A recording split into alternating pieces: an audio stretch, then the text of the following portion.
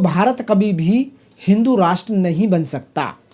एक ही तरह बन सकता है कि ये संविधान को ख़त्म करें पहले, जब संविधान को ख़त्म करेंगे फिर उसके बाद में ये रिजर्वेशन को ख़त्म करें, फिर ये जातिवाद को ख़त्म करें, छुआछूत को ख़त्म करें, रोटी बेटी का संबंध करें, तो भाई कुछ बात बन सकती है इस तरह से, जो ये पॉसिबल है नहीं। तो पहले तो संविधान ही ख़त्म नहीं हो सकता, पहली बात तो ये।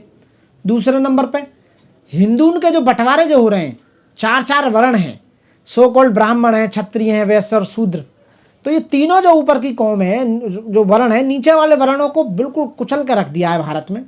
उनकी शिक्षा को ख़त्म कर दिया, उनके रोजगार को ख़त्म कर दिया, उनके न्याय को ख़त्म कर दिया, उनके संपत्तियों को ख़त्म कर दिया, उनको मतलब पूरी तरह से बिल्कुल ज़मीन पर ला कर रख दिया। तो इसलिए तो धीरेन्द्र शास्त्री जो कह रहे हैं कि भाई मैं हिंदू राष्ट्र बनाऊंगा, ये केवल एक लॉलीपॉप है, लोगों को बहका रहे हैं, और इसके सिवा कुछ नहीं कहूँगा मैं। तो कल को तो फिर पंजाबी निकल के आ जाएंगे, सिख के देश को सिख धर्म बनाया जाए, फिर कल को जैनी आ जाएंगे कि पूरे देश को जैनी बनाया जाए, परसों को मुस्लिम आ जाएंगे निकल के, 40 करोड़ मुस्लिम है देश में, वो कहेंगे इसे मुस्लिम कंट्री घोषित किया जाए। फिर उसके बाद में SC लोग आ जाएंगे, वो कहेंगे ऐसा जो अम्बेडकर यानी बौद्धिस्ट कंट्री है पहले से बौद्धिस्ट बनाया जाए। तो ऐसे तो देश का बंटवारा हो जाएगा। ये तो देश को बर्बाद करना चाह रहे हैं ऐसे लोग। धीरेन्द्र शास्त्री जैसे 25-26 साल का लड़का, वो पढ़ा लिखा व्यक्ति नहीं बिल्कुल भी, वो भारत की एकता, अनेकता और एकता को जानता ही नहीं, भारत की एकता को ख़त्म करना चाह रहा है, जो अखंडता को ख़त्म करना चाह रहा है, भारत के संविधान जो गारंटी देता है उसके खिलाफ चल रहा है। तो ऐसे व्यक्ति के ऊपर तो FIR दर्ज करके जेल जाना चाहिए। सरकार बदलने दो, सरकार बदलते ही जैसे आज अंदर जो बाबा घूम रहे हैं ना, तो धीरेन्द्र शास्त्री सबसे पहले जेल जाने का काम करेगा। इसीलिए उसने सब कुछ अपना कहाँ बना लिया, विदेश में, सब कुछ विदेश में उसने सब कुछ जुगाड़ कर लिया अपना रहने का, क्योंकि जैसे सरकार बदलेगी भाग जाएंगे ऐसे लोग। राम भद्राचार्य भी कह रहे हैं कि देश को हिंदू राष्ट्र बनाना है, वो तो खुद दिव्यांग हैं। जबकि देखो, कहने और करने में बहुत जमीन आसमान का अंतर है। आप एक वकील से सवाल कर रहे हैं ये कि क्या ये भारत हिंदू राष्ट्र बन सकता है? बिल्कुल पॉसिबल है ही नहीं। ये किसी भी परिप्रेक्ष्य में पॉसिबल है ही नहीं। भारत का जो संविधान है वो गारंटी देता है कि हिंदू राष्ट्र नहीं बन पाएगा। अपने अपने धर्म की सब उपासना करो। 2014 के बाद इस तरह की डिमांड आने लगी है, अभी आने लगी, तो उससे पहले भी तो लोग रह रहे हैं, तो हिंदू तो पहले भी थे। आप बताइए, तो हिंदू राष्ट्र की बात जो कर रहे हैं, सारे पदों पर हिंदू बैठे हुए हैं।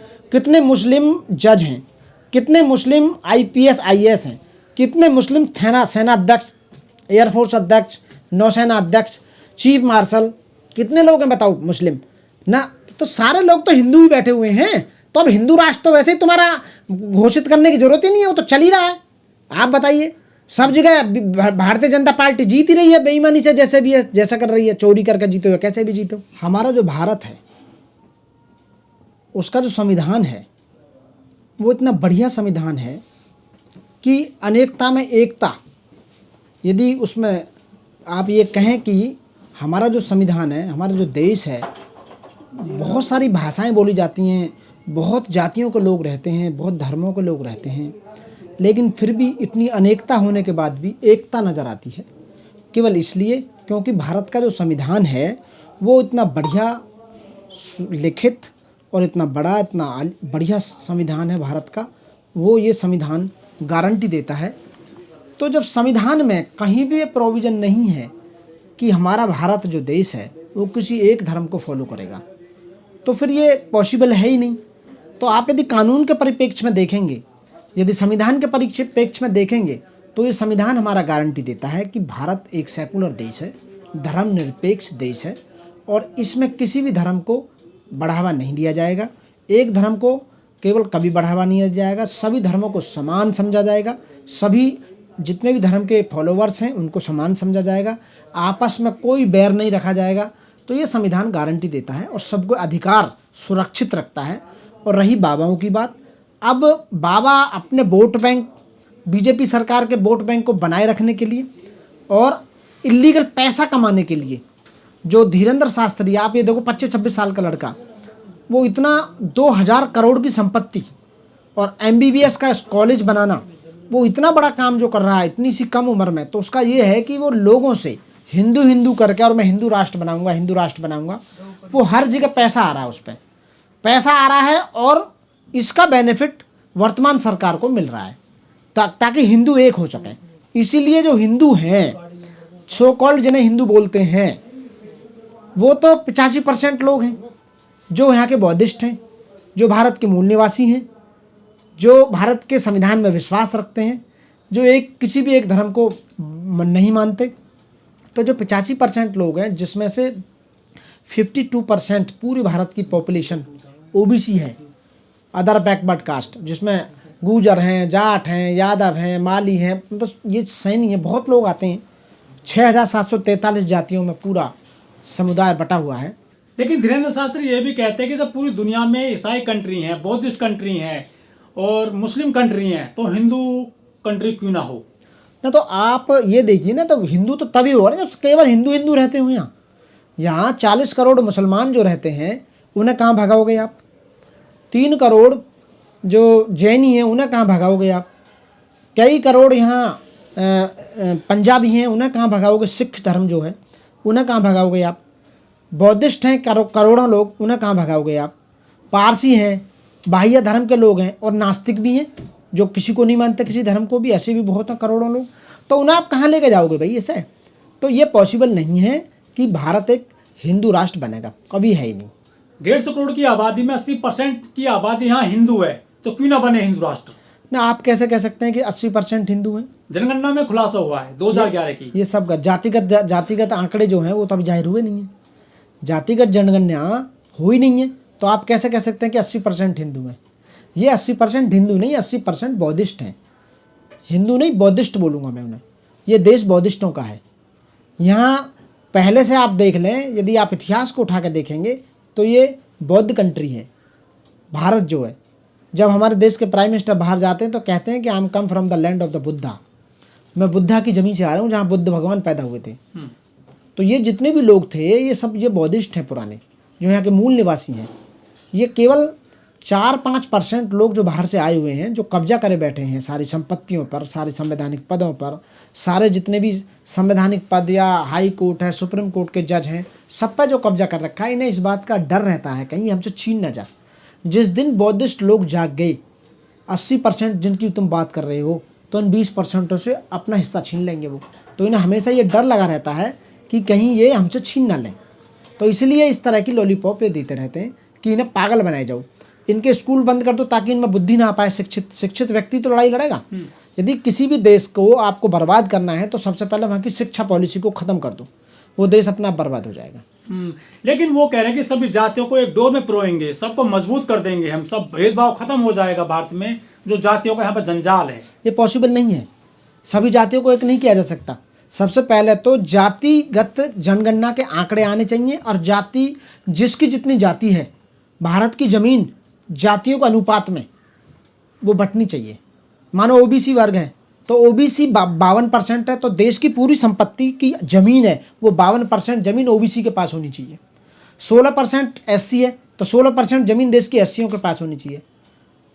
ठीक है, तो ये जो मैं जो बता रहा हूँ, तो जातिगत जनगणना तभी ये नहीं दिखा रहे हैं ताकि सारे आय के साधन, पेट्रोल पंप है, गैस एजेंसी हैं, स्कूल्स हैं, हॉस्पिटल्स, नर्सिंग होम्स हैं, एजुकेशनल इंस्टीट्यूशंस हैं, तो ये केवल 10 से 15% लोगों के बीच में क्यों आकर रह गए?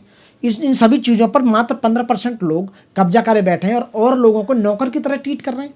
केवल मंदिर में 100% आरक्षण ब्राह्मण का है, वहाँ ना तो किसी गुर्जर को, ना माली को, ना किसी ठाकुर, किसी को भी वहाँ पुजारी नहीं बना सकते। केवल 1 टाइम पेमेंट है, केवल आप पैसे जमा तो कर सकते हैं, लेकिन निकालने का, उसमें से मशीन में पैसे निकालने का अधिकार केवल ब्राह्मण को है। ब्राह्मण के सिवा मंदिर में से कोई पैसा नहीं ले सकता। वो ऐसी एटीएम है कि उसका एटीएम कार्ड है वो ब्राह्मण के पास है। सारे पूरे देश की जनता, पूरे देश के धर्म, पूरे देश की जातियाँ उसमें पैसा चढ़ाएंगे, लेकिन निकालेगा कौन? केवल ब्राह्मण। तो अकेला रईस कौन होगा? ब्राह्मण। उसके बच्चे कहाँ पढ़ेंगे? विदेशों में। वो कहाँ आलीशान ज़िंदगी जिएगा? तो इसलिए इन्हें ये डर लगता है, इसलिए रिजर्वेशन के पीछे पड़े हुए हैं। इसीलिए भारत को कह रहे हैं कि हिंदू राष्ट्र बनाओ। अरे पॉसिबल ही नहीं है भाई, ये हो ही नहीं सकता बिल्कुल भी। जाति खत्म करके और जो देश के आय के साधन है और रिजर्वेशन को भी खत्म करो। जो प्रॉपर्टी है ना, तो वो समान अनुपात में बांट दो, जातियों के अनुपात में, जिसकी जितनी हिस्सेदारी, जिसकी जनसंख्या भारी उसकी उतनी हिस्सेदारी। तो ब्राह्मण कहते रहे चलो हमने जाति बना दी, गलती कर दी, आप जातियों को खत्म कर दो ना, तुम्हें ताकत है तो। ना तो जातियों को तो खत्म जब ही करोगे जब रोटी बेटी का संबंध करोगे आप। और आप रोटी बेटी का, यानी कि 4 वर्ण है हिंदुओं में, तो इन आपस में एक दूसरे की शादी करेंगे वर्णों में, तभी तो जाति व्यवस्था खत्म होगी। कोई भी जाति भेद नहीं करता, केवल हिंदू करते हैं ये वर्ण जो हैं, और कोई करता ही नहीं है। ना तुम्हारे सिख करते हैं, ना तुम्हारे जैनी करते, ना तुम्हारे पारसी करते, ना तुम्हारे बौद्धिस्ट करते, ना तुम्हारे ईसाई करते, ना मुस्लिम करते, कोई करता ही नहीं है जातिवाद। केवल हिंदुओं की वर्ण व्यवस्था को कायम रखने के लिए मात्र ऊपर के 2-3-4% लोग अपने आप को सो कॉल्ड सर्वोच्च बनाए रखने के लिए और लोगों को नीच बताते हैं, छोटा बताते हैं। अरे यदि तुम सर्वोच्च होते तो ऊपर से मोहर लग के आती है आपके पीठ पे कि हाँ भाई तुम सर्वोच्च हो। तो ये सब ये प्लानिंग है लंबे समय तक बेवकूफ़ बनाने की। तो ये अब जो इन्होंने लॉलीपॉप दे रहे हैं कि ये हिंदू राष्ट्र बनेगा, तो अनपढ़ लोग ये सोच रहे होंगे हाँ यार हिंदू राष्ट्र बन जाएगा, बढ़िया है, लेकिन पॉसिबल है नहीं भाई, ये हो ही नहीं सकता। यदि हिंदू राष्ट्र बनता तो 75 साल संविधान को हो गए, तो मोदी जी सर पर रख के उसकी पूजा कर रहे हैं या उसे मान रहे हैं, या सब जगह सब दफ्तरों में प्रियम्बल ऑफ द कॉन्स्टिट्यूशन पढ़ाई गई। तो ये खामोखा की बकवास कर रहे हैं बाबा, केवल लूट मचा रहे हैं। 2000 करोड़ की संपत्ति इकट्ठी कर लिया लोगों से, चंदा ले लेके धीरेन्द्र संविधान को खत्म करेंगे अब। हाँ, कुछ नहीं होगा, ये देश ऐसे ही चलेगा। और केवल इसमें एक ही तरह डेवलप हो सकता है, ज़्यादा से ज़्यादा लोग शिक्षित हों और यहाँ पढ़ें और साइंटिफिक बेस पर, साइंस को तर्क पे, आप साइंस के तर्क पर बात को रखते हुए तोलें और देश को तरक्की को लेके जाएं। ये सब बकवास, ढोकलेबाजी, मनुवादी, ये पूजा पाठ, कुछ ज़रूरत ही नहीं है। केवल आपका असली धर्म है देश के प्रति अपनी भक्ति रखना, देश को ऊपर ले जाना चाहिए, भाईचारा बनाए रखना चाहिए, न्याय को कायम रखना चाहिए, और जहाँ गरीब और अमीर एक समान होने चाहिए। सब जब संविधान सबको अधिकार गारंटी देता है, तो ये ऊंच नीच, जातिवाद, धर्म वरम, ये गाय गोबर, रिजर्वेशन, मूत्र, ये सब कहाँ की कहानी चला रखती हैं, सब बकवास है। तो आप साइंस तर्क पर देखो, हमारे आज़ाद होने के बाद हमारे से भी लेट जो आज़ाद हुए, अमेरिका है, चाइना है, आज कहाँ पहुँच चुके हैं भाई। उन्होंने धर्म का धर्म को छोड़ दिया है। धर्म को एक सीमित सीमा तक रखो, इसे ऊपर मत लेके जाओ। आरक्षण ने देश बर्बाद किया, वो ऐसा कहते हैं। आरक्षण देश बर्बाद करने के लिए नहीं है, आरक्षण केवल इसलिए है कि रिप्रेजेंटेशन होना चाहिए, हर जाति और हर धर्म के व्यक्ति का हर जगह रिप्रेजेंटेशन हो, रिप्रेजेंटेशन होना है, इसलिए आरक्षण है। कह रहे मेरिट नहीं होती उनके अंदर। नहीं, मेरिट क्यों नहीं होती, खूब होती है मेरिट। मौका मिला, बाबा साहब को संविधान बना दिया।